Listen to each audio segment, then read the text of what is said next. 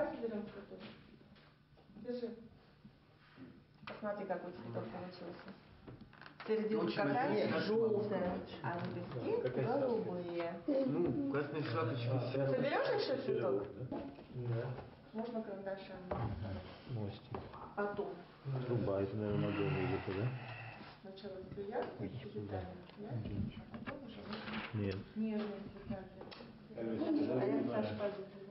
Мельница, наверное, да? Наш центр коррекционной педагогики уже существует много лет. Дети здесь находятся с нарушениями психики. И все дети признаны необучаемыми. Но, тем не менее, для того, чтобы они как-то в социуме адаптировались, существует этот центр.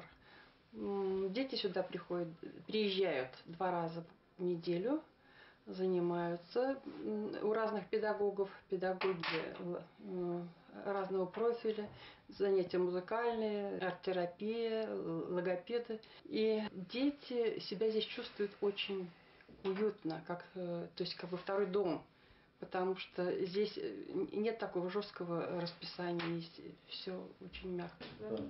А волк? Да, он хитрый. Саша, а после Нового года какой праздник у нас?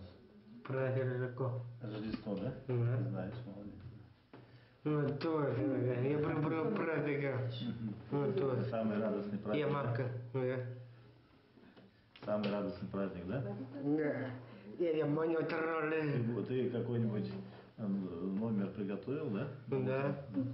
Все. Все готовили. Да. Обычно занятия мы начинаем с благословения и с короткой молитвы. Это, как правило, помогает собрать, сконцентрировать внимание. Дети часто ходят сами с родителями в церковь, и поэтому они знают, что это такое молитва. Сила молитвы, она ощущается. Здесь, помимо занятий, у нас бывают, конечно, и праздники. И на праздники нас часто приезжает батюшка. Для детей это прям событие.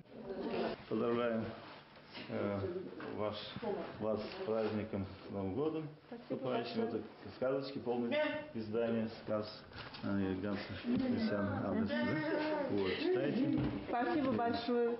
Посмотрите, ребята, какой подарок. И ангелочка еще. Будем читать сказки. И ангелочка вам. Спасибо.